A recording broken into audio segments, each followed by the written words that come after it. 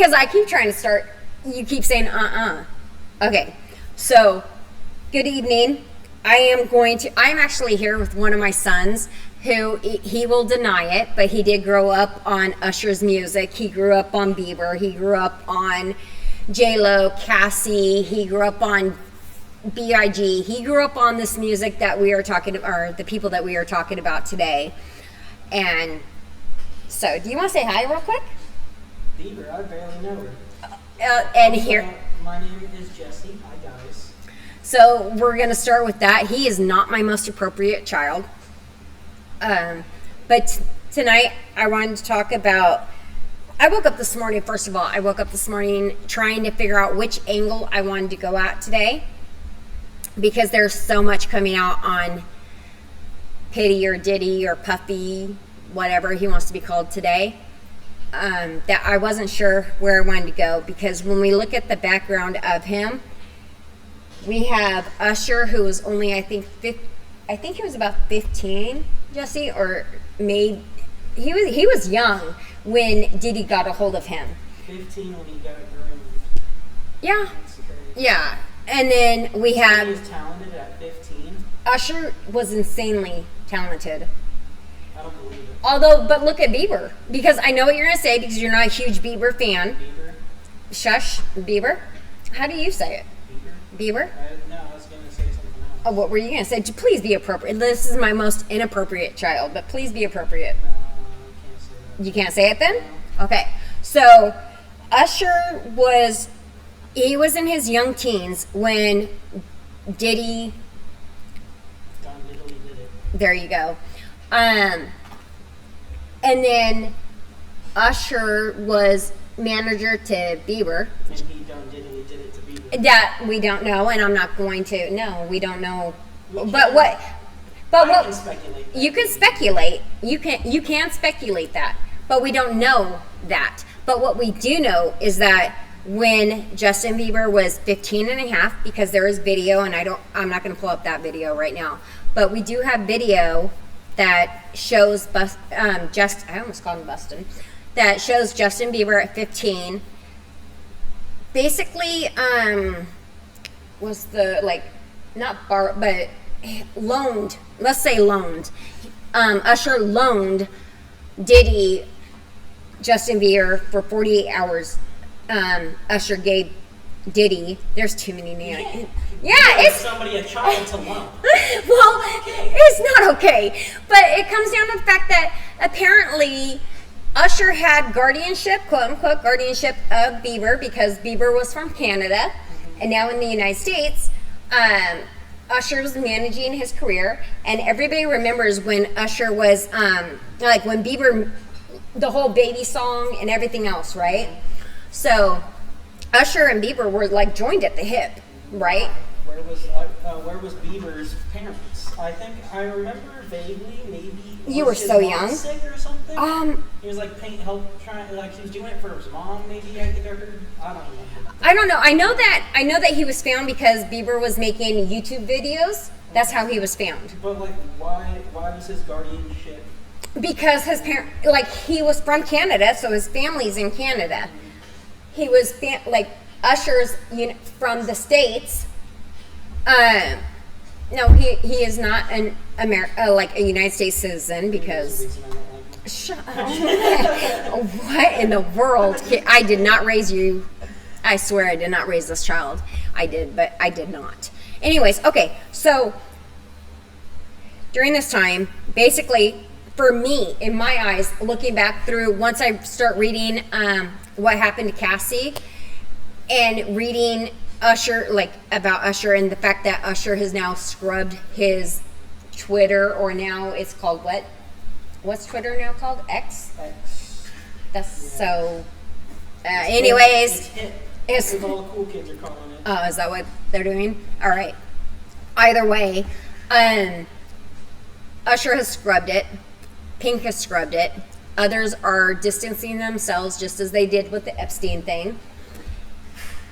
So this is what we are now left with, and I can say that as I go through the lawsuit that Cassie Ventura has filed against Sean Combs or Diddy or Puffy or Pitty or anything else he wants to be called. We're going to see a lot of that same grooming. But now I have to question whether during that 48 hours that Diddy had with Justin Bieber, if maybe.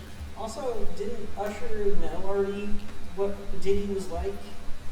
Like, so if anything did happen, wouldn't it, like, also be on Usher? Because that is sick. There is a lot of people right now. I think that you can, I think that a lot of people are going to be in hot water when a lot more details start coming out, because like I said, every single day, it seems like I can't catch up. I cannot catch up to everything that is happening. It is happening so quickly. But I did want to just pause for a second and take a look at Cassie's, because she did meet Diddy, like I said, when she was only 19 years old. I think that he groomed her. And as we go further, and now I kind of want you to hear some of this, because So Diddy wasn't only into guys? Diddy has I think 7 children. Yeah, well, you could be gay and have a wife and kids. Yeah, For sure. you can. But I mean, Well, okay, so let's say that maybe he's bisexual, right? By S, however you want to say I it. guess that's the way For to go about it. right. That's the way to call them. If that's what you want to call So them. here, Yeah. let me read some of this. So Roger Bonds, he was head of security, and I'm going to go in, like, Miss Ventura, she comments on some of the things that even he witnessed. And so in some ways, I think that this guy is even going to be questioned, because he has spoken out. There are interviews where he has said that even with Kim Porter, who has now passed away, I believe, Sean Combs has kids, like 4 kids. I'm sorry. Sean Combs has 4 kids with Kim Porter, but Roger Bonds has, in an interview, stated that he witnessed her with like a taped up nose, a broken nose, from when her and Diddy got into an altercation on a yacht, and she came out, her nose was taped, and then she was hidden in a hotel room, and a plastic surgeon was flown in. He says that basically anytime anything like this happened with females or anything that needed covered up, basically, right, that Diddy, Pitty, whatever, would fly out whoever needed to be flown out, doctors, surgeons, plastic surgeons, whatever it was. He was going to get them there, fix the problem, or the broken nose, or whatever it was that had to be covered up. Then they were going to hide the person in a hotel, apartment, a house, whatever that was, for a week or however long it took them to heal. Diddy had like everything at his fingertips. Like, I guess if you're diddling children, I guess I can't put smacking women past you. Like, that guy is a menace to society. Not even just smacking women, like, wait till just hitting them, it's just, it's crazy. oh, it gets so much worse. So listen, just hear me out on this. Imagine taking it up the butt. Watch it. All right. So hear this out. Okay. So the lawsuit that I'm going over today is Cassie Ventura. She is the singer of Me and You. She doesn't sing me. You be quiet. So she is the plaintiff. The defendants are Sean Combs, Bad Boy Entertainment, Bad Boy Records, Epic Records, Combs Enterprises, LLC, and Doe Corporations 1 through 10. Okay. This is the trigger warning that even the document's giving, so I'm going to go ahead and read it out real quick. So, trigger warning: this document contains highly graphic information of an S nature, including S assault. Plaintiff Cassie Ventura, or Ms. Ventura, hereby alleges as and for her complaint against defendant Sean Combs, Mr. Combs, Bad Boy Entertainment, as I said before, Defendant Sean Combs is a rapper and record executive go ahead and say that word. Popularly known by his stage names Puff Daddy, P. Diddy, or Diddy, or... I've never heard Puff Daddy. That was the very beginning. It wasn't Puff Daddy when he was with... I think Puff Daddy was when he was with B.I.G. Okay? So, from my can't speak tonight, but... yeah, he's nothing without all the names behind, like, that he found. So Mr. Combs came to fame in the early 90s with his record label, Bad Boy Records. He rose to prominence in the music and entertainment industry over the decades and is regularly referred to as a hip-hop mogul. A hip-hop mogul. So basically he is the, like, basically, he's a big time. He is, like, the top of his game. Just say idol. Because he's not in Korea. He's not beautiful. He's not K-pop. That's why. Yeah, well, you know. I won't name them because that's not fair. But, there are so many. So, 3. The truth, however, is that Cassie, Miss Cassandra Ventura, was, In 2022, Mr. Combs received the Lifetime Achievement Award at the BET Awards. During his acceptance speech, Mr. Combs stated, "I have to give a special shout out, thank you, love, to the people that was really there for me." He named a number of people before adding, "and also Cassie, for holding me down in the dark times, love." Not creepy at all?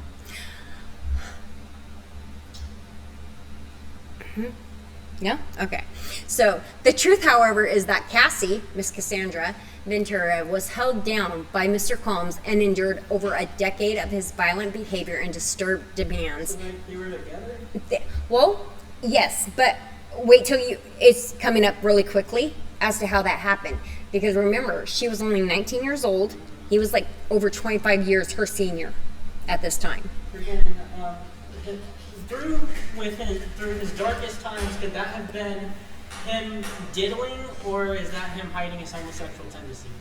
Well, either and or, right? It could be.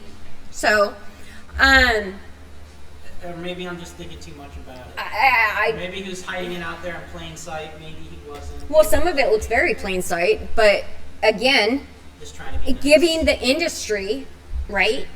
I mean, this is the hip hop. Okay, I don't want to say his name, and I'm not going to in this right here. But there has been a younger rapper who came out back when we lived back home in California. Do not say his name because I'm not going to pull him into this. I don't even know who you're talking about.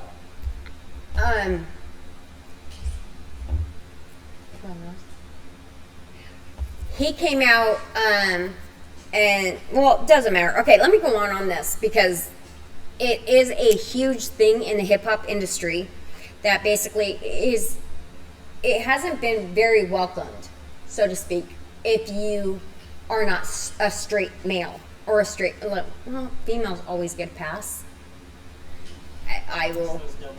It is, but I will dig into that a different day. So, the truth, however, is that Cassie, Miss Cassandra Ventura, was held down by Mr. Combs and endured over a decade of his violent behavior and disturbed demands. For Miss Ventura, the dark times, quote-unquote dark times, were those she spent trapped by Mr. Combs in a cycle of abuse, violence, and trafficking.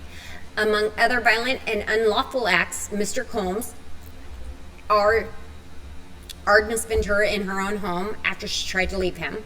Often punched, beat, and kicked, stomped on Miss Ventura, resulting in bruises, burst lips, black eyes, and bleeding.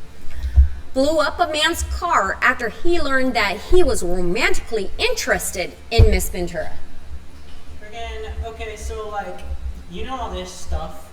Go to the police. Like, and if you're gonna sit there and tell me, oh, they couldn't because they were just scared for their life or they were scared of the repercussions. Look what's going on now. They knew Like, the people who knew, right? And Right. they just kept it in the silence, and they just let it happen. They're also accomplices. Okay. They are So yes, who helped him get away with yes, this, and we will go So further she's into the one that's no. suing him? Well, hold on. What's the So lawsuit going on with him? okay, so hold on. Let me go on. So what you like? I so sheltered my kids. What you guys don't realize is that in that industry, and this isn't the first lawsuit that is mirroring, like in some aspects, this is mirroring other lawsuits against him, right? And when you've got a really powerful, like this guy was given a key to New York City. I mean, he is, and that's not like Way to go, New York. yeah, right. Way to go, Mayor Adams. I think it's Mayor Adams at that time. So I'm saying, like, this is a man who's at the top of his game, right? He's got the power, he's got the connections, he's got, like, the money, he's got all of that going on. He's got these security guards that we'll talk about, and all these people that are almost a shield, right? So he can do these things, and pretty much it's almost like I can do whatever I want to, and I can get away with it, right? So hold on. So listen. He forced Miss Ventura to engage in acts with male workers while pleasing himself and filming the encounters. Again, there you go. So again, she was only 19 when all this started. That is a child's brain in my eyes. I have 5 kids. That is a child's brain. Ran out of his apartment with a firearm in pursuit of a rival industry executive whom he learned was nearby, and that is Suge Knight.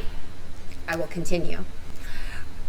Demanded that Miss Ventura to carry his firearm in her purse just to make her uncomfortable and demonstrate how dangerous he is, and introduced Miss Ventura to a lifestyle of excessive alcohol and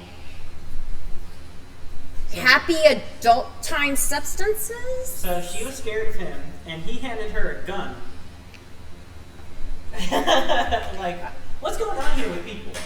Well, because And okay, all right, and then all right. So you still haven't gotten to what she do. What's this whole? Like, okay, are I'm you going after her. No, this is against him. Okay, and she's doing it against him. She filed a lawsuit Finally, against. after how many years? No, don't say that, and I'll explain why you can't say that.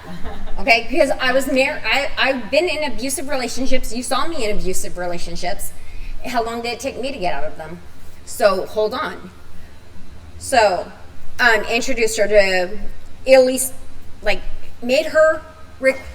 He required her to procure illicit prescriptions to satisfy his own addictions. Okay, so hold on. Miss She was also famous, wasn't she? No, not yet. She was at her very, like, this is when it is, you're still down here, and you are just, your first song has come out, right? Okay, so no, she needs that connection, and he made sure she knew it, and I'm gonna tell you how. Miss Ventura met Mr. Combs in 2005 when she was 19 years old, and he was 37 years old. He signed her to his label, Bad Boy Records, and within a few years lured Miss Ventura into an ostentatious, fast-paced, and happy adult time substance-fueled lifestyle, and into a romantic relationship with him. Her boss, one of the most powerful men in the entertainment industry, and a vicious, cruel, and controlling man nearly 2 decades her senior. Mr. Combs asserted complete control over Miss Ventura's personal and professional life, thereby ensuring her inability to escape his hold. He provided unprecedented avenues for success for the aspiring artist, but in return demanded obedience, loyalty, and silence. Throughout their relationship, Mr. Combs was prone to uncontrollable rage and frequently beat Miss Ventura savagely. How long ago was this? Okay, so again, this started in. She was 19, so how many years? Okay, so again, this started the year your sister was born. 2005. You don't know how old your youngest sister. I have 2. Oh, sorry. This started the age your youngest sister, or the year. So 2005. This is when this started. Okay. So almost 20 years it took. For well, her, also her fame has risen. No, it hasn't. No, not. Well, it's risen since then. No, No, it hasn't. It's only just going down. No, she it only has one song. She has no other. She has, from what I know, she only has that one album that was actually released, and I will explain why. Nobody's fault but hers. No, are you kidding? Like, this is why I want to smack my kids sometimes. Like why? I don't understand her thought process. She's like, oh, he's rich and famous. He's gonna get me rich and famous, and I'm gonna like close my eyes while he's doing all this shit. No. And then 20 years later, when all this stuff comes out, then I'm gonna hop on the bandwagon. No. Okay, so we'll So continue. I'm not. So I don't get drunk. You know? No, but hold on. Like, I don't get her Well, stance on okay, this. so hold on, hear this out She's a not little. gonna take any accountability. No, it's not that. Hold on and hear this out. So, this is going to be a great new title, by the way. So, throughout their relationship, Mr. Combs was prone to uncontrollable rage and frequently beat Miss Ventura savagely. Savage. Was this before or after he gave her the gun? Do you want to get smacked tonight? I am not opposed to smacking you upside the head because I am your mom. I brought you into this world. That's assault. You be quiet. Okay, I'm just playing. I love my kid. These beatings were witnessed by Mr. Combs' staff and employees of Bad Boy Entertainment and Mr. Combs' related businesses, but no one dared to speak up against their frightening and ferocious boss. Not very frightening when you know he's getting. You know, and I don't get it, man. No? People are terrible, and they're looking for cop outs, and that's what it seems like he's doing to me. That looks like. Well, hold on. So, following these episodes of horrific abuse, Mr. Combs would immediately attempt to hide Miss Ventura and the evidence of his violent rage. He often showered her with gifts following incidents of physical violence, a typical pattern of behavior by serial abusers. I feel like I'm having to talk really fast just so I can hold up my finger to tell you to hold on. Just hear me out before you say anything else. Well, hold on. So, in addition to the physical assaults, Mr. Combs frequently reminded Miss Ventura of his ability to cause serious harm, whether by requiring her to carry his gun in her purse or by blowing up the car of a musician that was romantically interested in her. Did the musician die? Because that's murder. What was the musician's name? Is he dead? No, I don't. That's another thing to dive into, but obviously, if he was, I think that this lawsuit would say it, so hold on. So, adding insult to injury, Mr. Combs used illegal substances, threats of violence to force Miss Ventura into repeated unwanted encounters with male workers. Over the years that Mr. Combs abused Miss Ventura, physically and she again and again tried to escape his tight hold over her life. Every time she hid, Mr. Combs' vast network of corporations and affiliated entities found her, and those who worked for Mr. Combs' companies implored her to return to him. Many went as far as to explicitly state that her failure to return to Mr. Combs would hinder her success in the entertainment industry.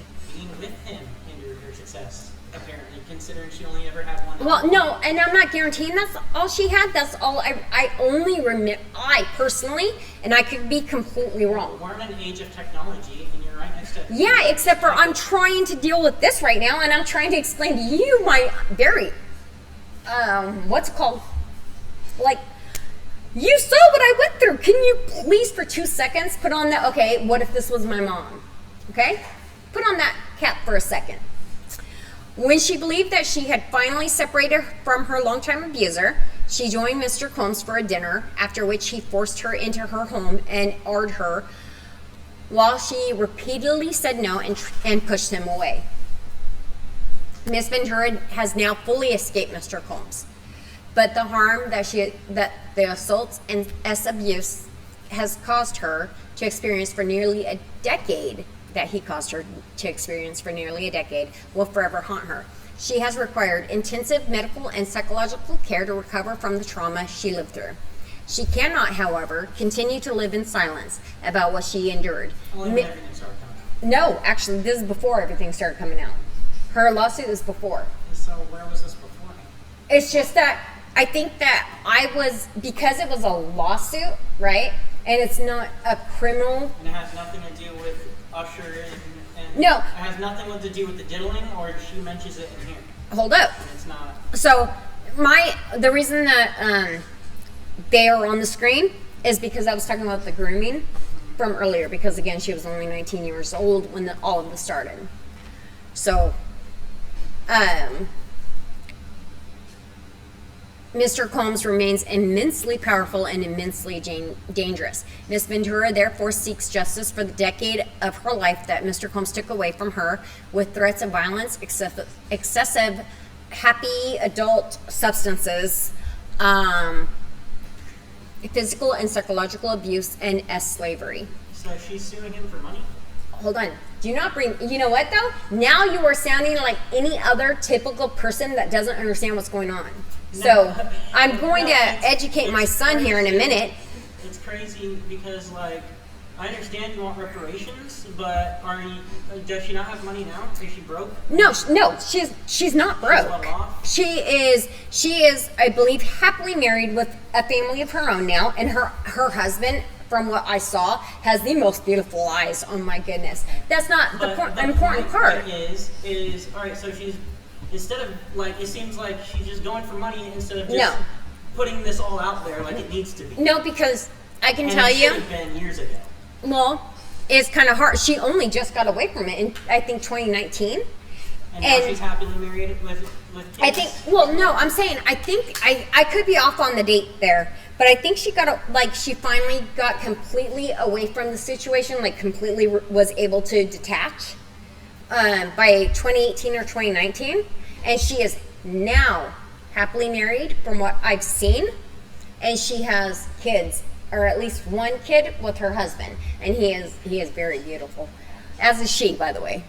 But according to Miss Ventura, accordingly, Miss Ventura brings this action seeking injunctive, declaratory, and monetary relief against defendants in violation of federal trafficking laws, and then it goes on to all of the other codes, I guess you could say. So under the jurisdiction and jurisdiction and venue, it's just stating the places that these things happen. So we'll skip that. Now we'll go on to the plaintiffs or the parties. So sorry, I looked over at you. Plaintiff. All the Diddy parties she witnessed and didn't say anything. You are about to get seriously smacked upside the head, kid. Ain't no party like a Diddy party. I want to smack you. Don't make me. This is really triggering even for me after some things that I've gone through in my life. So knock it off. I understand it's difficult to reach out when you're having a problem like that, but like it's such a high-profile case. I'm definitely 100% positive you can get eyes on that quick as heck when you. Except for when a famous person that's married to someone who's kind of famous, if the other person goes, hey, this guy harmed me, or this guy beats me, like, people are not going to be like, oh, that just happened. No, that's not true. Yeah, it happens. Because it sucks. Domestic violence sucks. But does it? Did you ever witness it? Yes, I have. Thank you. And I've been a part of have the people that you witnessed doing the domestic violence to me, as an example, are they in jail for it? They have been. Well, that's not because of me. Yes, but not because of me, because I didn't want to. Hey. That is. Knock it off! Monster! Emily, I'm recording. Anyways, they didn't go to jail or prison because of me.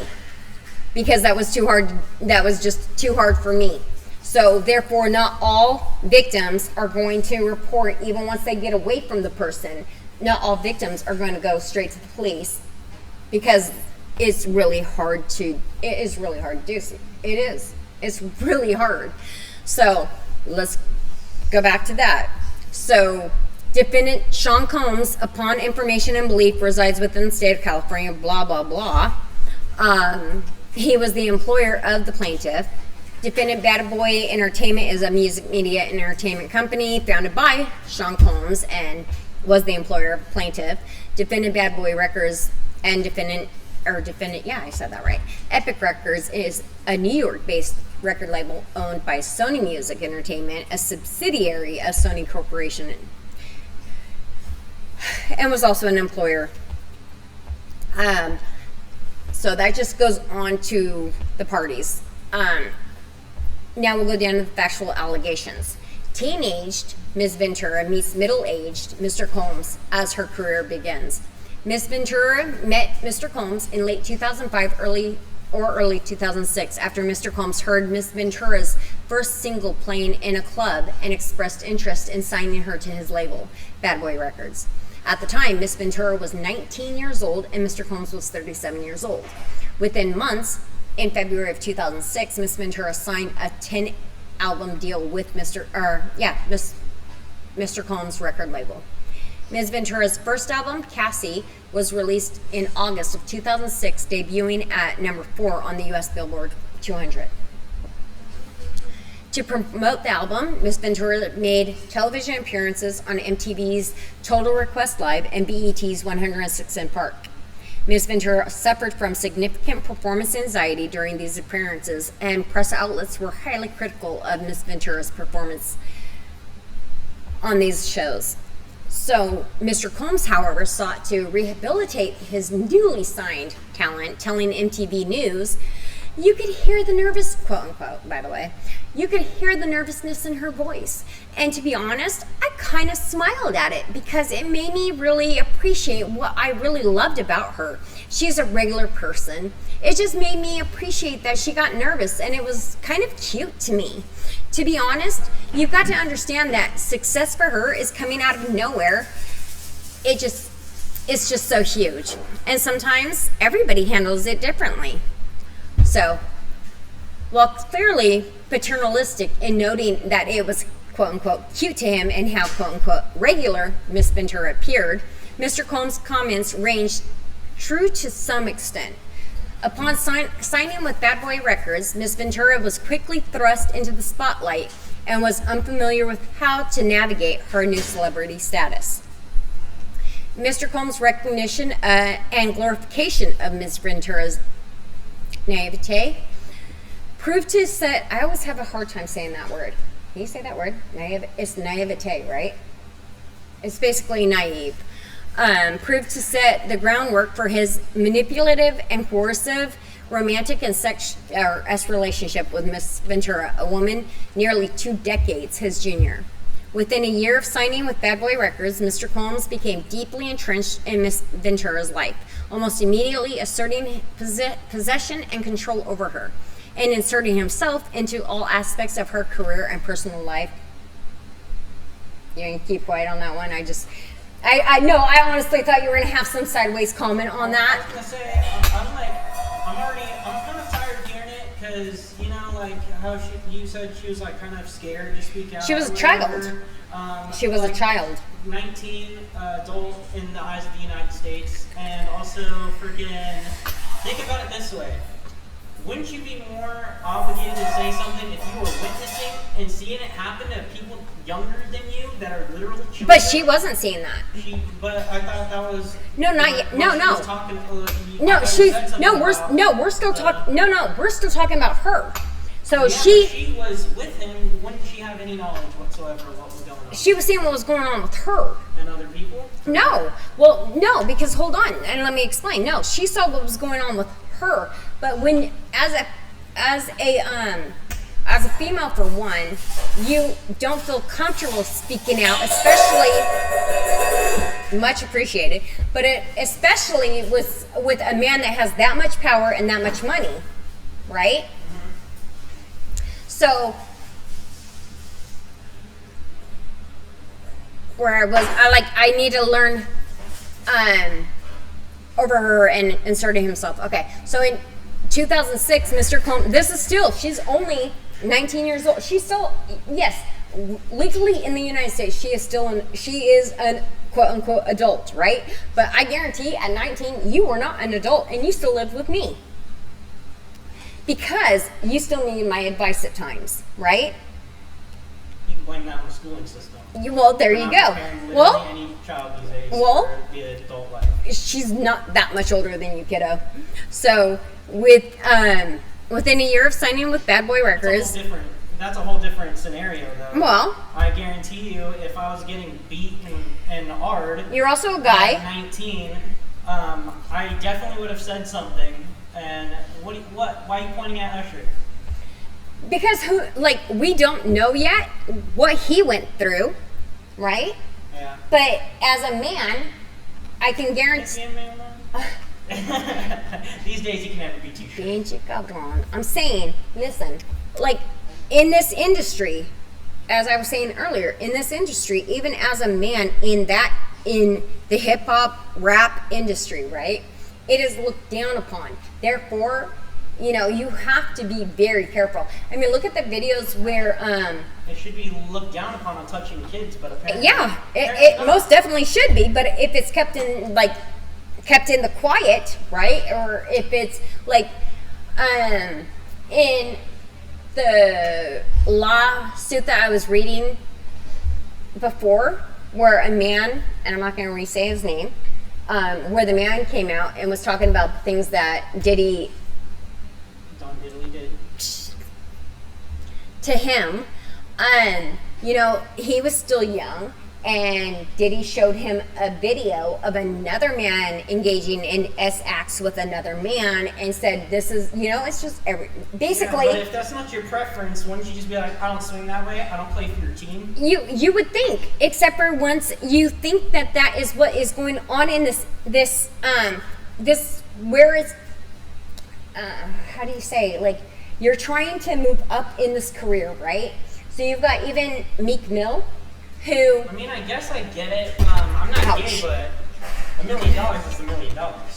There you go. $1 billion is $1 billion. Either way, I mean... I'm saying, because I've heard you and your siblings say that you would do some... I'm not saying that you would do that. I'm saying, I've heard you guys say you do some crazy stuff for $1 million. Not that, but you've said other things that you would do. So I'm saying money is a powerful weapon. It really is. Money is a weapon that is used by the more powerful. And they could have got money by turning him in and suing him then and there.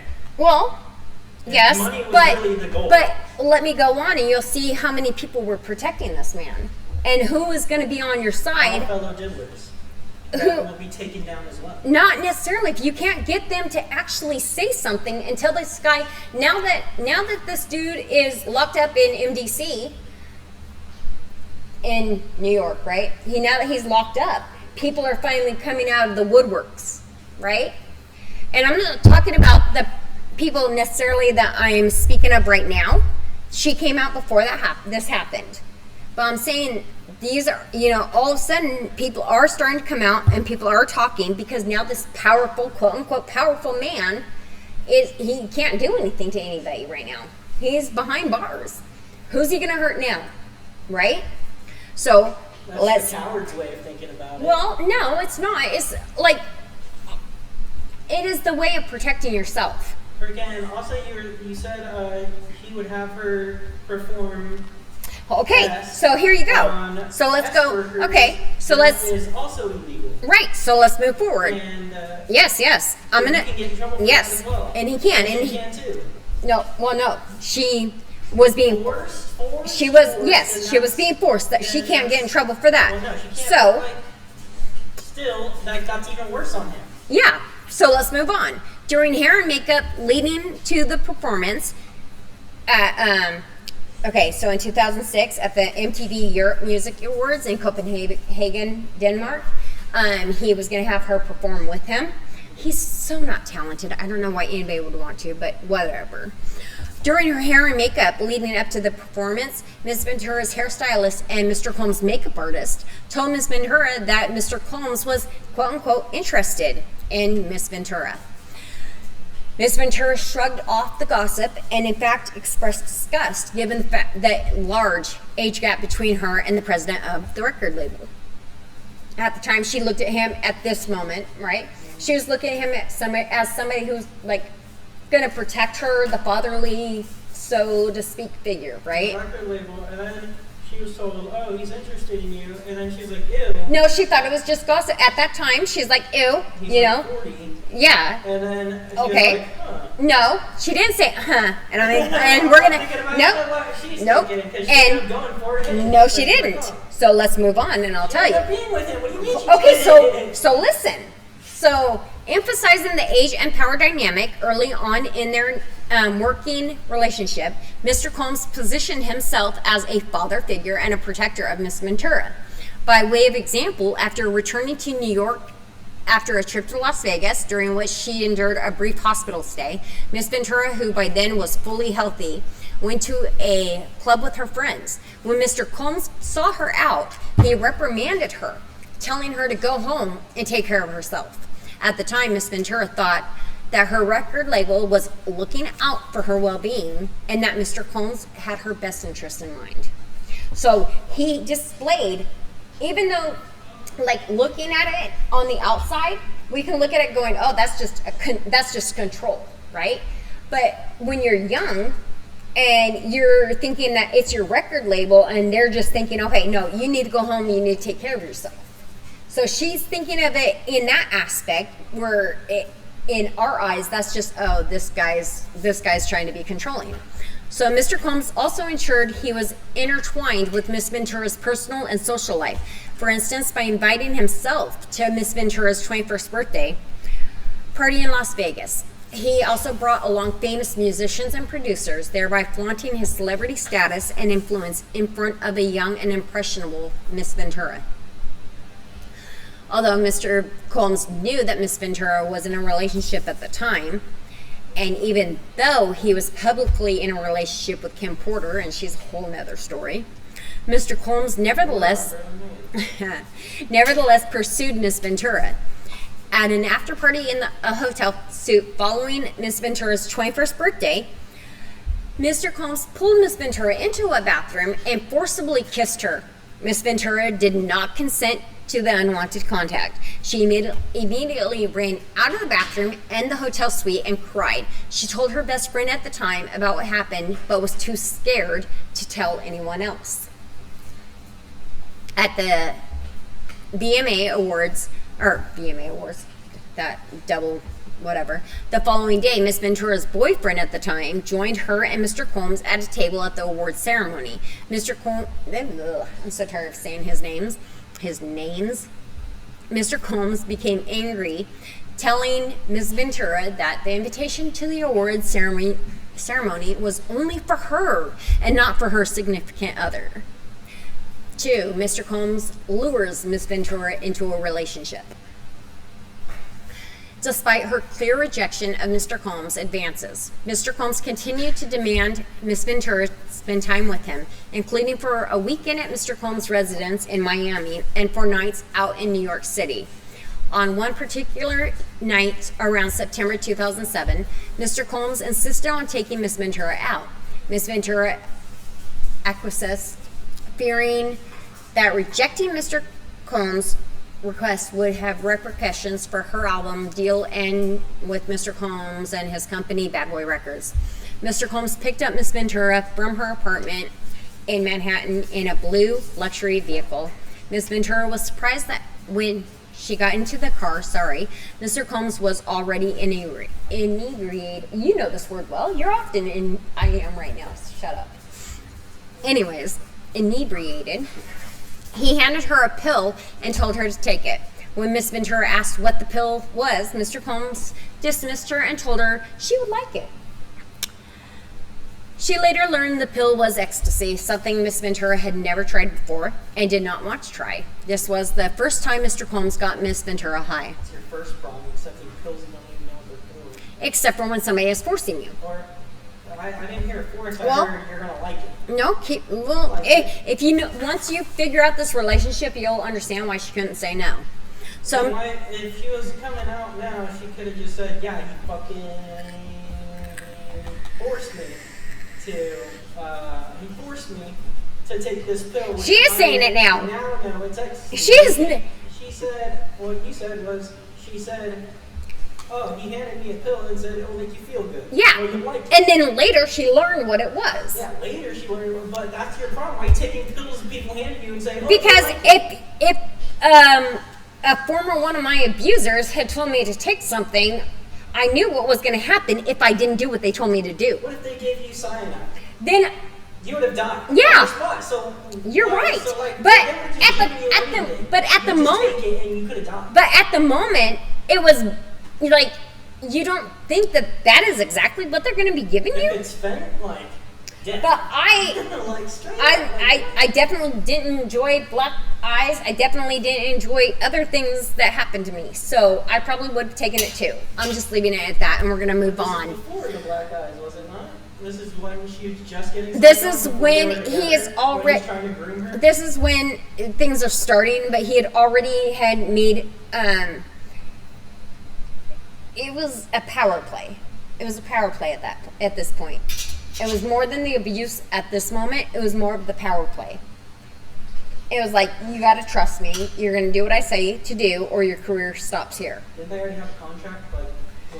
But 10 albums, he said? it was 10 albums, but that's not to say, you don't understand these contracts. Like, he had, I can guarantee you had clauses in there to where he could say that if You she, didn't take the ecstasy. no, but if he sat there and tried to say like, oh, well, you're not performing the way you're supposed to perform, and therefore we're canceling the contract. Like, there are different ways that he could have played that contract. So, Mr. Combs then proceeded to drive recklessly at very high speeds down the west side highway of Manhattan. Miss Ventura was very scared, but didn't. Remembers this all on ecstasy? 20 years ago? Well, no, this, like, if you, I gotta be careful on that, huh? Like, I don't remember half the stuff I got into drunk like 2 years ago, or like on anything, and like. Oh, just remembers stuff if like she 20 years did, ago. how do you know she didn't do what I do and kept a diary? Forget. So- Well, if she has a diary, then all this is written down somewhere. So there you go. So I'm just saying, what if? I mean, there were things that happened. What if she didn't do any of this? And she's just it's just coming out of her ass. So it just all these people are magically I'm just now. saying, if what if's a question, there's a ton of what ifs. Like, I mean, I'm just saying, like, there are things that I remember from years and years ago, and other things I don't remember from years ago. When something traumatic happens to you, you tend to remember those things. Like, there are certain points in my life where things were traumatic. I definitely remember. dramatic, like somebody is saying, "Here, take this." No, like what I'm reading right now. So Miss Ventura was very scared, but did not dare to object to Mr. Combs, who appeared drunk, high, and agitated. Mr. Combs took Miss Ventura to an upscale lounge in downtown Manhattan, where he proceeded to get into an altercation with the security staff, who would not permit Mr. Combs to enter, presumably because he was belligerent. Miss Ventura decided to go home, but for the remainder of the night, Mr. Combs messaged Miss Ventura, so there you go. She could have had receipts of those messages. And these messages have, "Hey, you gave me ecstasy," blah blah blah. It's like, No, I'm saying, so incessantly complaining that that she left him high and alone. that's more proof. Did he respond? He was the one contacting her And incessantly. There's proof. So in Huzzah. early fall of 2007, Mr. Combs flexed his power and influence when he paid a promoter to create a fake flyer for a party hosted by Miss Ventura. This fake posting allowed Miss Ventura to have an excuse to go to Miami, Florida, and get her away. Not an excuse for her to get away, but it was an excuse to get her away from her boyfriend by using the guise of a legitimate event she had to attend. Miss Ventura was stunned at how easily Mr. Combs was able to recruit others to lie for him. Miss Ventura was uncomfortable with the fake flyer, but because the request to go to Miami was made by the owner of her record label, and because she was scared to go against his wishes and face repercussions to her nascent career, Miss Ventura agreed to join Mr. Combs in Florida. During this trip to Miami, Mr. Combs provided Miss Ventura with copious amounts of happy adult time substances. She became more intoxicated than she had ever before, and her intoxication lasted throughout the weekend trip.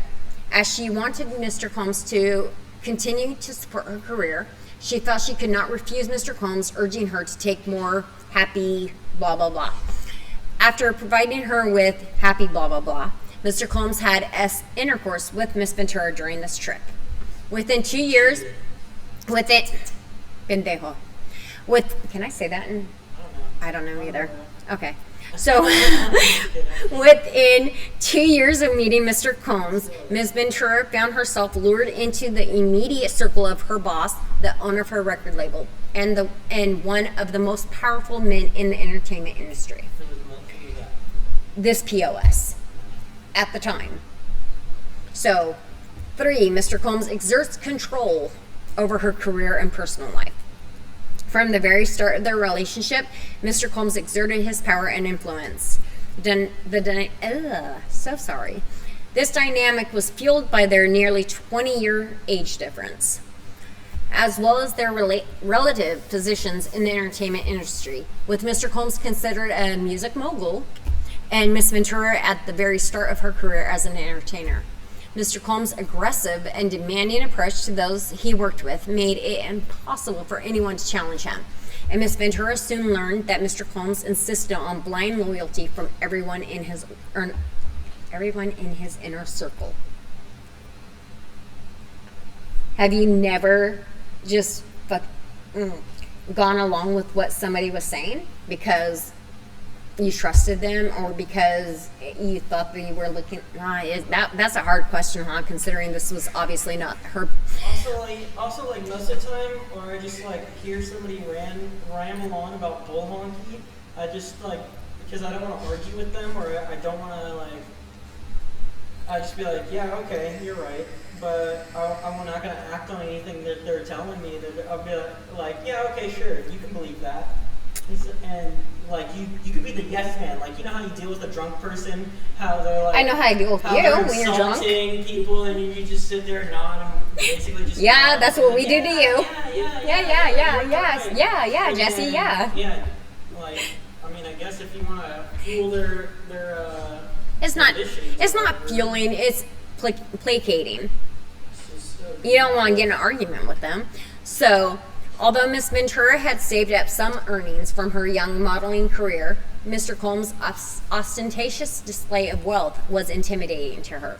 Mr. Combs paid for her things with wads of cash and would repeatedly tell Miss Ventura, "Don't worry about the money, I have money."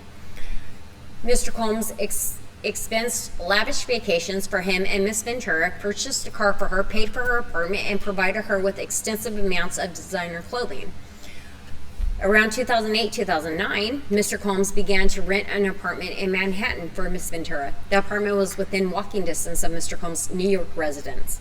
He first showed Miss Ventura the apartment by bringing her there along with her parents. Miss Ventura's parents were skeptical of the mogul's displays of wealth, but proud of their daughter's newfound success. Around 2010, Mr. Combs similarly paid for an apartment for Miss Ventura in Los Angeles, which was, why is it whenever I say Los Angeles, I don't want to say Los Angeles, I will always want to say LA, but I always start with Los Angeles, so then it doesn't make sense, which was located about 5 minutes away from Mr. Combs' residence. He paid for many of her apartments in California and also purchased a Jaguar for her around 2013-2014. All aspects of Miss Ventura's life were controlled by either Mr. Combs or his management companies. Every event Miss Ventura attended, from the travel to the makeup and clothing, was paid for directly by Mr. Combs and his affiliated companies. So, hold on before you, because I see that, but hold on. I don't trust any of them. I don't like her. I don't trust her. I don't trust any of this. Okay, so hold on, because so Mr. Roger Bonds, he literally, in one of the interviews that he does, he talks about how anytime there was something that like she didn't have, like this money wasn't just given to her, like the money that she made from her album, the money that, and this happened with BIG too. He, like, BIG was given money, like $25,000 here, or like a few here, like it was parsed out, like it was like here, but as long as I can keep you under my control. So I'll give you money for this, or I'll give you money for this. I'm not going to give you everything I owe you. And Mace talks about that too, because Mace is still owed tons of money by Diddy.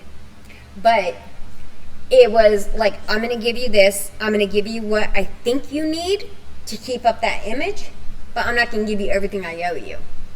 So the purse strings were always fraud or something. yes, absolutely, yes. Like then, So- why didn't anybody go to the police then? He's like, hey, we have a contract. My money, or why did they call that one place? It's my money. I need it now. wrong My money. lawsuit, kid. Either way, freaking So people are ridiculous. So all like if I'm working a 9-to-5 job, or I'm working like any job, and I'm not getting paid when I'm supposed to get paid, you know I'm what? obviously going to be upset. Okay, so Mace actually did do that. And it was like he even talks about how go close that door for him before. No, not you. So Mace does talk about that. And he talks about how he would work and then he wasn't paid, so he would quit until he was paid or whatever. Do not pull your brother's crutches. Come sit down. And everything like that. So it was this constant pull and. Anybody have a headset that works on the Xbox? Compounding all of this, or this all-encompassing intrusion into her life, Mr. Combs secured his control over the young and impressionable Miss Ventura by introducing her to a happy adult-fueled lifestyle that kept her complacent and compliant. Mr. Combs first introduced Miss Ventura to opiates around 2008 and would often have pills and other happy time things out in the open like candy. Upon information and belief, Mr. Combs has been addicted to prescription painkillers and took ecstasy frequently. At first, Miss Ventura was given the prescription that Mr. Combs received from a doctor in Miami, Florida. Eventually, when Mr. Combs exhausted his supply of pills, he demanded that Miss Ventura procure prescriptions from this Miami doctor in her own name. Mr. Combs also became deeply involved in Miss Ventura's personal life, with his personal staff attending to Miss Ventura's day-to-day travel and other needs, including medical care. On multiple occasions, Mr. Combs had Miss Ventura's personal medical records sent directly to his email address. For instance, when Miss Ventura began experiencing memory loss, potentially due to the excessive happy adult time use of whatever you want to call it, and head injuries caused by Mr. Combs' beatings, as described below, her MRI results were provided directly to Mr. Combs. Mr. Combs also repeatedly arranged for his staff to drive Miss Ventura to certain doctor's appointments. In this way, Mr. Combs exerted ownership over Miss Ventura. As another example of the ways in which he manipulated Miss Ventura and ensured obedience, oh my goodness. Early on in their relationship, he asked Miss Ventura what she called her grandfather. When Miss Ventura, I don't know why it's done that way, but when Miss Ventura said that she referred to her grandfather as Pop Pop, Mr. Combs perversely insisted that Miss Ventura refer to him with that nickname. So now he wants to be her Pop Pop. Mr. Combs and Miss Ventura's relationship becomes violent and abusive. What started as a whirlwind of celebrity meetings and happy adult time things and alcohol-fueled parties, however, quickly turned frightening and violent. Miss Ventura was also exposed to the intense violence that pervaded Mr. Combs' rise to fame. For example, on one occasion when Mr. Combs and Miss Ventura were using happy time adult things together in his home, one of his security staff barged in and announced that Suge Knight, a longtime rival of Mr. Combs, was spotted at Mel's Drive-In Diner in Los Angeles. When Mr. Combs began to get dressed, retrieved multiple guns from a safe, and ran out of his home to where he believed that Mr. Knight was dining, Miss Ventura became terrified and began to cry. Sounds fun. Suge Knight. Yeah. What's that make you think? I don't think much. You don't think about Tupac and Biggie? Yeah. I mean, like. I mean, the guy is in prison now. I know he has like a thing with them, Yeah. but I don't know exactly what they play part. Well, on at least 2 occasions, Mr. Combs demanded that Miss Ventura hold Mr. Combs' guns in her purse, or gun in her purse. Ms. Ventura had no familiarity with guns and was petrified that the firearm would accidentally go off in her purse. There was no clear reason why Mr. Combs required her to hold guns except to reinforce to his young girlfriend that he was violent, powerful, and dangerous. Over the next decade, multiple times each year, Mr. Combs would violently beat Miss Ventura, leaving bruises on her body. After every instance in which he beat Miss Ventura, Mr. Combs used his money and power to orchestrate extensive efforts to hide the evidence of his abuse, including by hiding Miss Ventura in hotels for days at a time to let her bruises heal. In one such instance, after a party with Jay-Z, Mr. Combs beat Miss Ventura, repeatedly in an escalade, including by kicking and hitting her. He forced her out of the vehicle on Fifth Avenue in New York City. She was eventually able to hail a cab to get to her apartment in Manhattan, where she cried in fear, realizing there was no one she could tell about what happened at the hands of this incredibly powerful man. She spent the subsequent 3 days hiding in her apartment.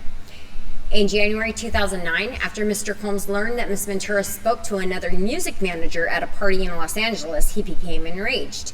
She had hoped speaking to this manager would allow her to further grow her career and that Mr. Combs would be happy for her. But instead, he became extremely angry and pulled her out of the club where the party was taking place. In the car leaving the club, Mr. Combs beat Miss Ventura, pushing her into a corner of the vehicle and stomping her face. This is where this guy's going to come in place. Okay? In play. Mr. Combs' security staff, Roger Bonds, tried to stop the beating, but was unable to de-escalate the situation. When the car arrived at Mr. Combs' residence, Miss Ventura attempted to run away, but Mr. Combs followed her and proceeded to, again, kick her in the face. Ms. Ventura was bleeding profusely and was ushered into Mr. Combs' home, where she began to throw up from the violent assault. Upon recognizing the damage he had done and the physical evidence of his abuse, Mr. Combs panicked and forced his staff to bring Miss Ventura to a hotel suite at the London Hotel in Los Angeles, where she was required to stay for a week. During the stay, as her injuries from the beating healed, Miss Ventura began to fully realize that Mr. Combs' tremendously loyal network not only knew about and witnessed his assault, but also that these witnesses were not willing to do anything meaningful to help or to stop Mr. Combs' behavior. She recognized that she was powerless and that reporting Mr. Combs to the authorities would not alter Mr. Combs' status or influence, but would merely give Mr. Combs another excuse to hurt her.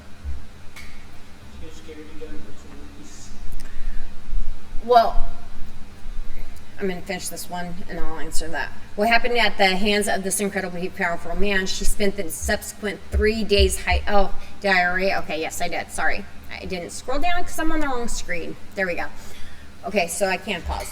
Okay, so when you have a situation, right, and there are witnesses there, right, but all of these witnesses are unwilling to say anything. It's your word against theirs. What do you do when they're going to say whatever they have to say to protect their employer,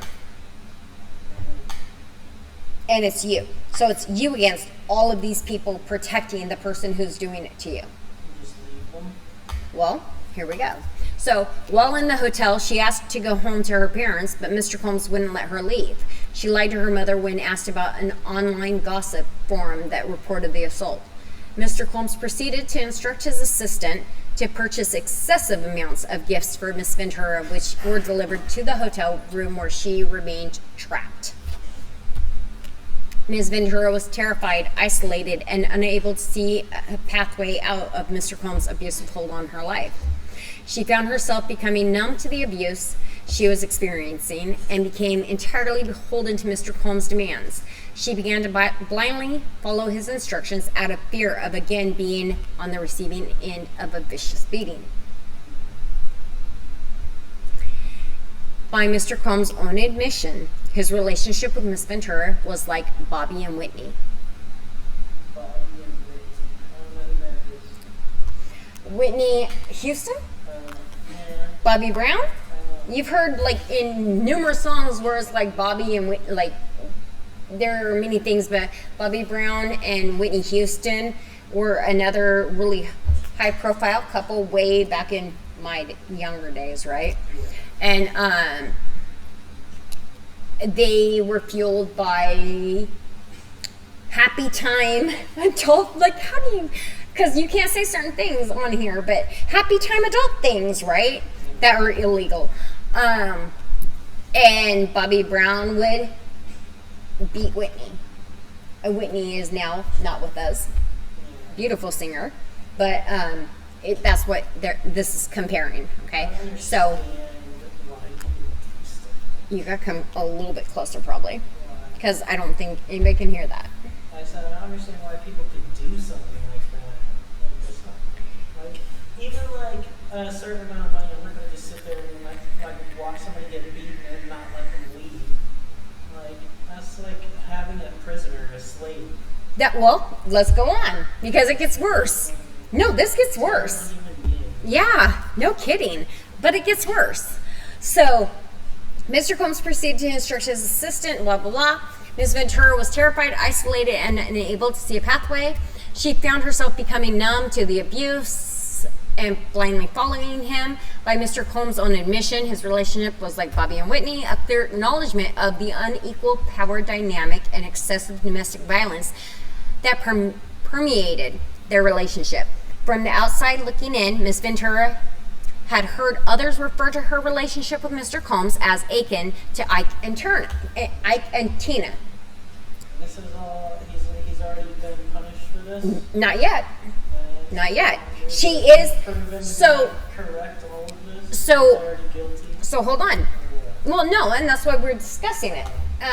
Now we know that in the indictment that I read the other day, that he's in jail for right now, she is one of the victims in the indictment. Okay, so, and you know who I can turn Tina are, right? No. What's love got to do? Tina Turner. Yeah. Okay, that was terrible, but either way, so they started like Ike and Tina. Ike and her were a thing, and he used to terribly abuse Tina Turner. So her volatile and abusive partner, who also owned her label and therefore held her future success in his hands, had fully exerted control over every aspect of her life. This is where things get like extreme, in my eyes at least. So Mr. Combs forces Miss Ventura into trafficking. Within a few months of beginning a romantic relationship with 40-year-old Mr. Combs, the 22-year-old now, Miss Ventura, felt beholden to his whims and demands. While in New York City, Mr. Combs told Miss Ventura that he wanted to engage in a fantasy of his called voyeurism. Mr. Combs said that it would, quote-unquote, turn him on if he saw Miss Ventura with another D. I don't know how else to on this. So the first time Mr. Combs hired a man and brought the man to his home in LA, Mr. Combs and Miss Ventura wore masquerade masks and ingested happy time adult things. Mr. Combs directed Miss Ventura to perform acts with this man while Mr. Combs watched them. He then pleased himself while he directed Miss Ventura and the man to do specific acts. Yeah, that's crazy. He's crazy. He's out of his mind. The entire encounter lasted multiple days. Mr. Combs began to call the arrangement a quote-unquote freak-off or a quote-unquote FO. He would repeatedly tell Miss Ventura at random moments that he wanted an FO, and Miss Ventura was eventually expected to facilitate the location and the hiring of the male workers. At certain points during Miss Ventura and Mr. Combs' relationship, he would insist on an FO weekly. Mr. Combs would repeatedly tell Miss Ventura that this practice was quote-unquote our thing and quote-unquote our secret. FOs would often take place in hotel suites that include Trump International Hotel in Beverly Hills, the London Hotel in LA, the many hotels. I'm not going to name them all because there's just many of them. So on one occasion around 2013, Mr. Combs had an FO set up at the Intercontinental Hotel in New York City, after which he was charged with tens of thousands of dollars in damages by the hotel. Upon information and belief, Mr. Combs' chief of staff, Tony Fletcher, paid the invoice charged by the hotel. So this is now another witness to it who I kind of hope eventually sees charges, but I'm starting to think that the people like Roger Bonds is speaking out so publicly at this point, doing interviews and talking about things that he saw during all of this. I'm starting to think that certain people are, instead of being charged with anything, I think they're like, hey, you know what? I will tell you everything I know. Yeah, they're little scumbags. You know what I mean? Like, just They're just gonna take all the money they got from witnessing all that and forgetting about it, and then years later be like, oh, no, I'm gonna sell the guy who did it. yeah. So I'm gonna take all the money, Right. I'm gonna watch it all that happen to this poor woman. If I can protect myself, I will sell you out. And fucking, and like they're not gonna, what they're treating it to where they aren't facing repercussions Exactly. for their actions. Yeah. No, that's not how that should work. It's because it's that one thing. It's like the catch the bigger fish, right? You sacrifice. That's what I think, but in order to get the big fish, you kind of have to let the smaller ones go. So, Ms. Ventura was eventually instructed to use websites and escort services to find male S workers to participate in the FOs. Mr. Combs told Ms. Ventura to search for large black, on the website. Sometimes Mr. Combs would pay to fly male S workers to his location, including to multiple cities in the United States as well as abroad. He required Ms. Ventura and his staff to help him make these arrangements. Mr. Combs' assistants would help to set up the FOs, including by setting up the hotel suites with baby oil and Astroglide. Didn't he have like 1,000 bottles of baby oil or something? He had that whole crate. So like when they raided his mansion, I think in LA, I could be wrong on which mansion it was. I don't know. It could be in. He had right. So it was 1,000 bottles of baby oil and lubricant, and the only thing I could think of it as his excuse was, I have a pet whale, and we use it to keep his skin. I'm like, what is your excuse for having that much of that type of substance? What is your excuse? Do not give me an answer to that. As my son, please don't give me an answer. Please don't.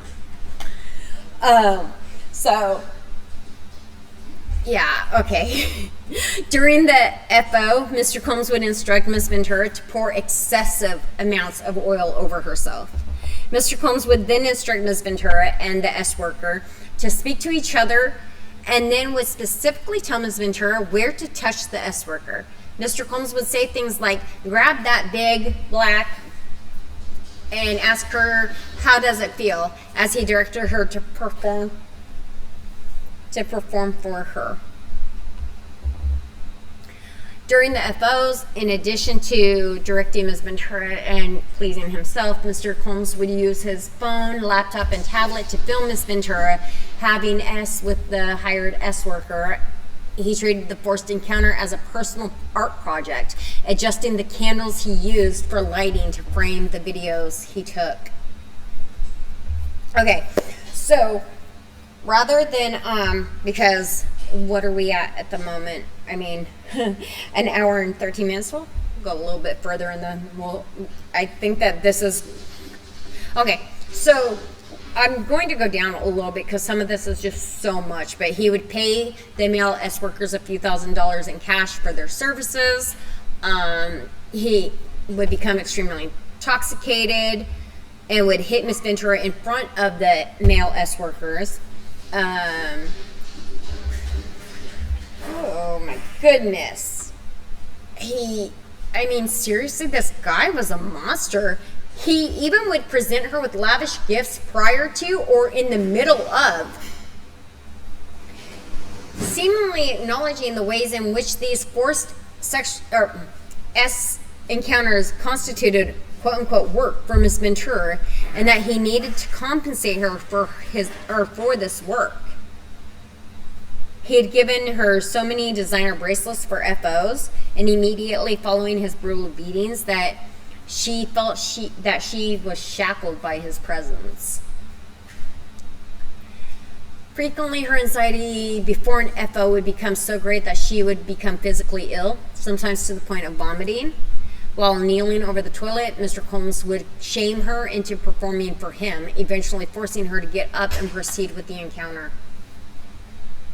She knew firsthand that telling Mr. Combs that she did not want to engage in FOs was met with anger and violence. In addition, any suggestion that Miss Ventura would refuse the FO or otherwise report Mr. Combs' abuse was met with ultimatums by Mr. Combs, who would say that Ms. Ventura could not go to the police because she had a lot to lose.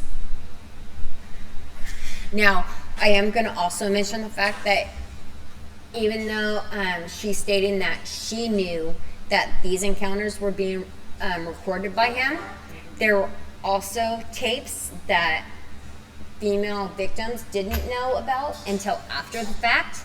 And so even with J-Lo, recently, Ben Affleck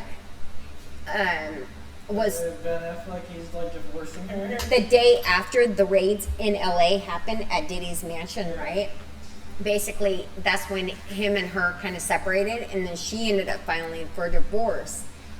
But apparently somebody had called Ben Affleck and let Ben Affleck know that they had saw videos of J-Lo that were in these videos that the FBI had acquired of all these S-acts with females and stuff like that. So we don't know exactly what J-Lo went through, but if it's anything like what she went through, man, I know from what I've heard, I can't say I know, but from what I've read or heard, Jennifer Gardner called Affleck up. Sorry, I had to. Jennifer Gardner called him up and basically told him, you either leave that situation or you're not seeing the kids. So when we go back to J-Lo's day with Diddy, I hate saying that, but this pitiful man, we know that he also had her carry the gun in her purse into the club where a shooting took place and another person took the fall and all of that. So now all those charges, like all that case is being brought back out, and the person involved in that one who took the fall for it, he was deported. That's the one I was telling you was deported.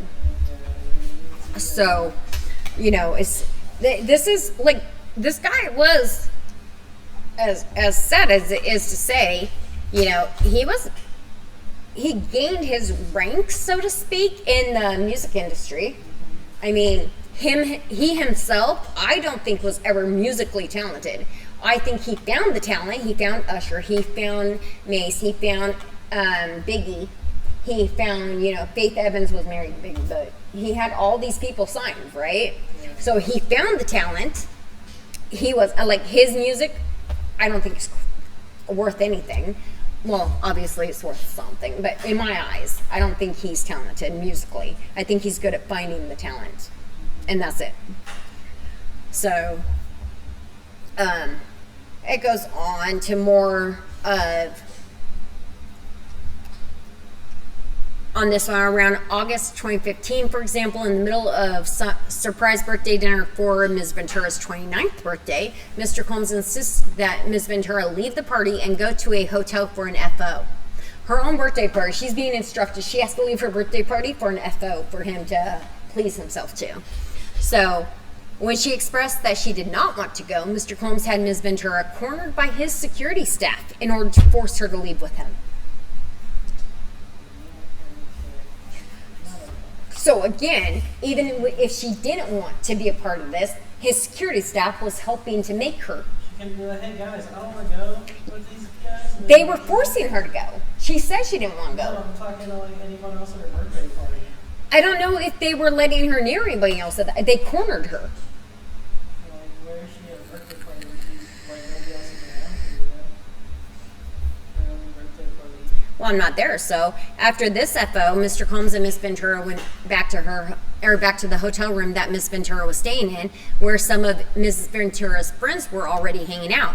Mr. Combs was severely intoxicated, and at one point during the night, picked up one of Miss Ventura's friends like a child and dangled the friend over the balcony of the 17th floor of the hotel suite.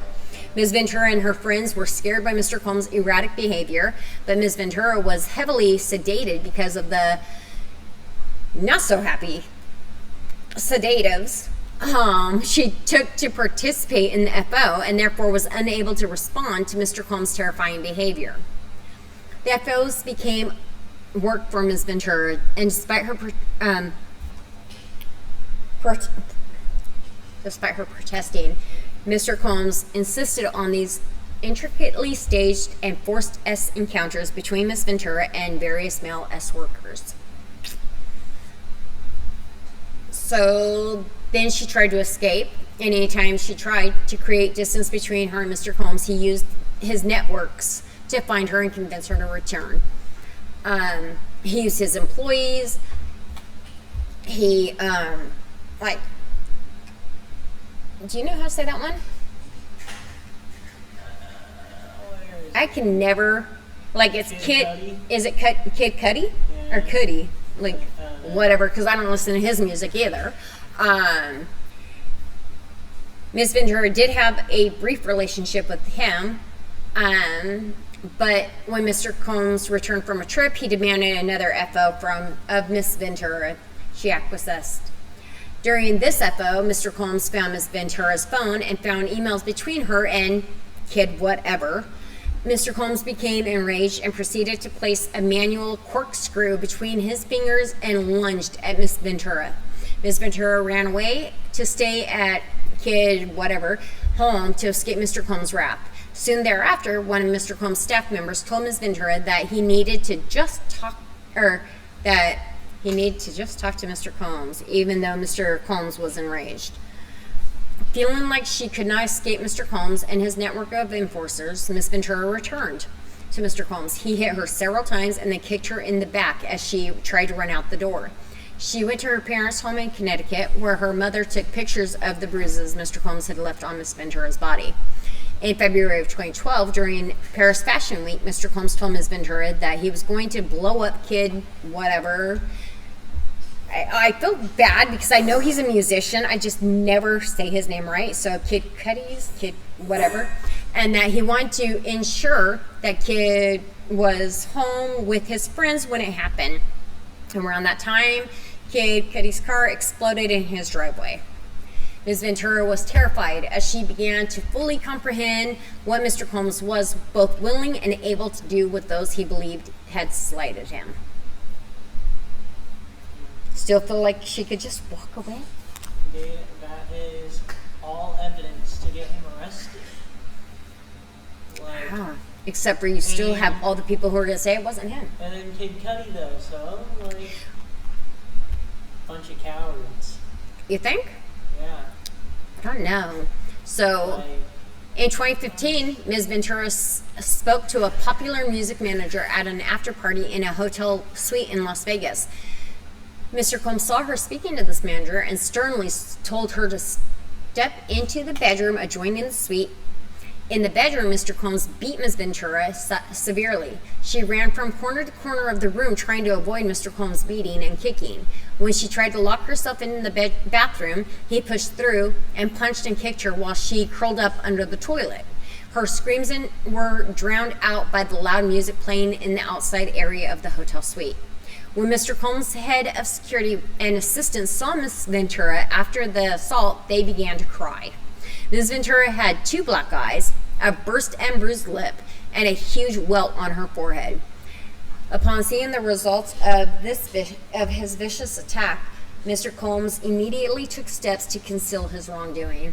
He forced Ms. Ventura to stay at his home in Holmby, Holmby? Yeah, Holmby, sorry. Hills, along with one of his sons. While there, Mr. Combs FaceTimed Ms. Ventura and stated, "You got to go up and put your more makeup on. My son can't see you like that." That's sick. My son can't see you like that, so go fix your face. I didn't do that to you. Go fix your face. My son can't see you like that. He can't know I'm a POS. She did put makeup on, per Mr. Combs' demands. Ms. Ventura felt that she had no choice but to obey her abuser. Even though security guards, assistants, and friends saw the situation she was in, no one dared to help her or speak on her behalf. She therefore had no choice but to remain subservient. The fucking workers cried for her. They didn't do anything. Exactly. For her. Yeah. What's the deal? Oh, I'm so sorry this has happened to you. It's cha-ching. Yeah. It's all about that money they're getting. And look at them now. No, I'm sure they are plenty happy with the money they've received. They are doing well off, I'm sure. Terrible people. So, later in 2015, while shooting a movie in Cape Town, South Africa, Ms. Ventura began a flirtatious relationship with an actor. She spent New Year's Eve with this actor, but Mr. Combs soon found out. Mr. Combs called the actor and threatened him. The actor proceeded to call Ms. Ventura and tell her, "You really need to call Mr. Combs." In or around March of 2016, during an FO at the Intercontinental Hotel in Century City, Los Angeles, Mr. Combs became extremely intoxicated and punched Ms. Ventura in the face, giving her a black eye. After he fell asleep, Ms. Ventura tried to leave the hotel room, but as she exited, Mr. Combs awoke and began screaming at Ms. Ventura. He followed her, and this is the video. I don't know if you've seen it, but there is video of this happening because the hotel has, in like hallways of the hotel, they have security cameras, right? And so this video is very well known. I've seen it like multiple times. I have a video of it. It's ridiculous. So he, Mr. Combs, to be even angrier with her and completely stuck in his vicious cycle of abuse, Miss Ventura returned to the hotel room. Oh wait, no, this isn't the one. Sorry, I'm wrong. This happened multiple times apparently. So this is not the video I have.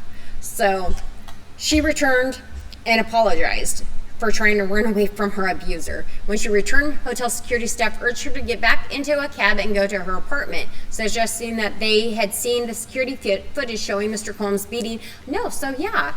So it is the video. Because I don't know why it's saying that she returned to the hotel room, because in the video, she doesn't return on her own volition. He literally goes out there and grabs her, throws her to the ground, starts kicking her while she's on the ground, picks up some of the stuff she had outside of the hotel room, and then kicks her a few more times, grabs hold of her, and drags her into the hotel room. So that's not her returning on her own free will. That's being drugged back into a hotel room. So upon information and belief, Mr. Combs paid the Intercontinental Century City $50,000 for the hallway security footage. Yep, that is the one. So he paid the security for the footage, but it still got leaked. After this, Miss Ventura left her home in Comstock, and went to hide away at a friend's home in Florida.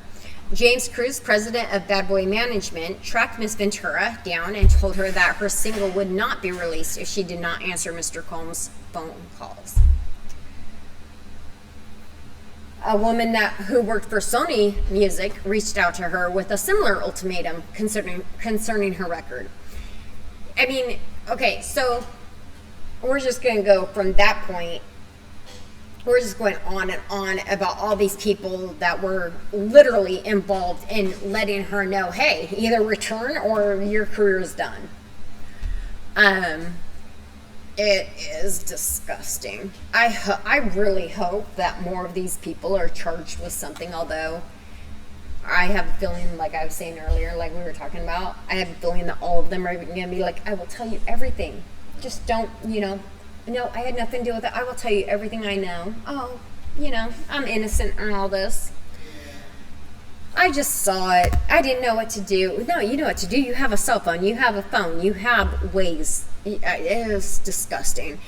Mr. Combs R's Miss Ventura. By 2017, 2018, Miss Ventura became desperate to leave him and his abuse of her.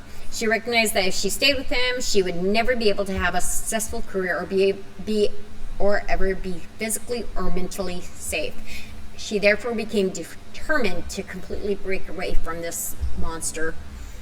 In 2018, she joined Mr. Combs for a dinner at an Italian restaurant in Malibu, California, for what she believed would be a discussion about concluding their relationship for good. That never happens. After dinner, Mr. Combs and Ms. Ventura returned to Ms. Ventura's home, which was paid for by Mr. Combs.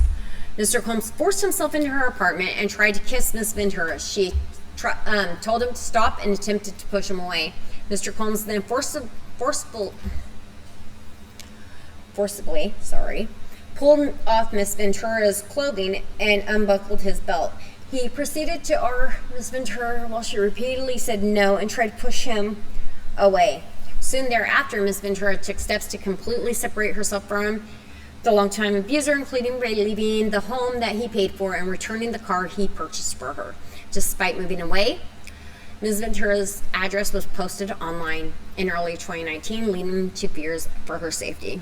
Ms. Ventura, who was under immense duress during the months after Mr. Combs R'd her, took all steps possible to entirely remove herself from the abusers, including entering into contracts to end her record deal with Bad Boy Entertainment. Now, from what I know, Lucinda Mace trying to end any contract with Sean Combs or any relationship with Sean Combs is damn near impossible. He does not go for the word no, and he doesn't go for ending contracts. That is not going to happen. He's like got to be in control of everything. So Mr. Combs' and physical abuse of Miss Ventura has caused her lifelong harm. So then down to there, it goes on to talk about her psychologically emotional distress following her escape from the cycle of abuse and trafficking she endured. She struggled with the physical and mental manifestations of her trauma. The birth of her 2 children, however, allowed her a new lease on life and gave her a purpose. So then it goes on to describe her afterlife after she got rid of this man, and I'm not gonna read any more of the lawsuit. I'll go ahead and stop there. I just want to know, like, from your, like, step aside for 2 seconds and not be a smart butt. Don't be a smart ass, but honestly, like, if you were to look at how, like, I think she's even smaller than I am, and I'm only 113 pounds. She looks very tiny.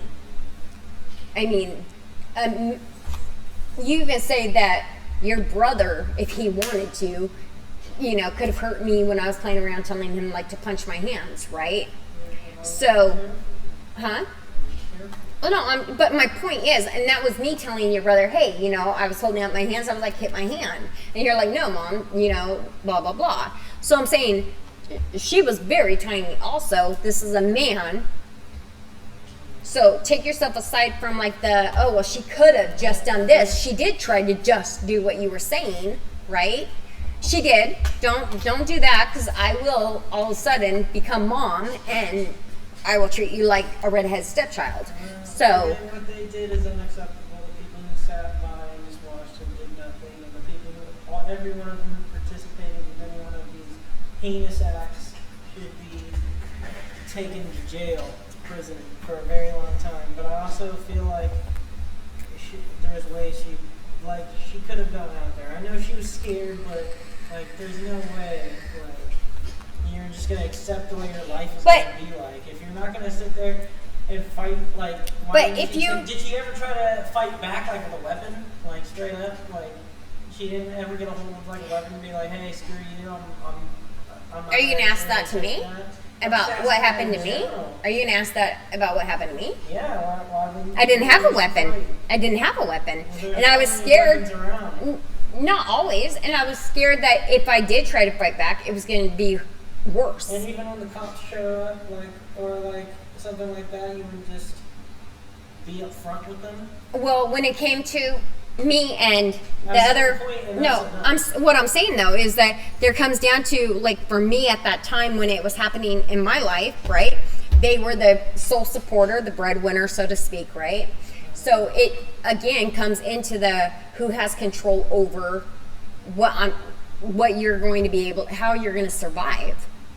So there's a lot that goes on. It's not just a cut and dry, like black and white. It's not like that. There are so many other things. There's mental. You have family to fall back on. In her life. But he even knew where her family lived. I mean, I'm just saying. Yeah, if he's gonna There's be in behind bars or somewhere, like, if this can be dealt with, it can be dealt with, you know, like an innocent bystander. There was no way somebody, like an innocent bystander, was like, I'm calling the police right now. I see this poor thing getting beaten.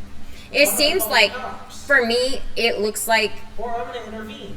it looks You like can't do that. because it looks like the instances that were happening it wasn't like it was just anybody out there. And not only that, but let's say there was somebody out there, who's to say that, hey, I'll give you $10,000, shut your mouth. Who's not going to take $10,000? Well, I mean, honestly, say though you would take $10,000 to shut your mouth. To watch a poor person get beaten for I don't. no reason at all. No, I'm just saying. Like, think about it. When you guys joke around, it's like, what wouldn't you do for whatever? I'm saying that you don't know what goes on in the mind of people, but when they see that happen, I don't know. I don't know because I can't put myself in the mind of a person like that. I'm just saying I do know the mind of a victim of certain circumstances, and therefore I know that it's not easy to just walk away from it. I left a state and I was followed. It's not always easy to just walk away. She was followed. She was, and not only by Mr. Combs, he had his people following after her, telling her, "Hey, you need to blah blah blah." So Restraining orders exist for a reason. they don't always work. Trust me, Law enforcement exists for a reason. they're paid off, especially in LA. Anyways. I don't believe all of them are paid off. No, I didn't say all of them. I said they are, like, look at the reason that certain things from the 90s haven't been solved is because law enforcement is oftentimes paid off. Coward. Yeah, so Is that one? I like the word coward. I know you do. Shuts people down. But It just hurts. But thank you Coward, for this long conversation. I guess. That's it, I guess. Yeah, it was alright. Terrible things happen to that poor woman. And she's so pretty. She is so. She should have got help sooner. And Somebody should have helped her sooner. I think she shouldn't have given in. Because at some point you said she kind of became numb to it. I don't think that's okay. I think that even I became numb to some of what was happening. I mean, it just happens. And nothing. That's your life now. Yeah, you do kind of, honestly. And what I went through wasn't half as bad as what she went through. But I'm saying that yes, you kind of just close yourself. Take it like an abused animal. Kind of. And in some ways, it's like it's easier to just close yourself off and pretend it's not happening. Pretend you're somewhere else when it's happening. It's just easier than accepting what is happening. So, thank you. And I will end it here.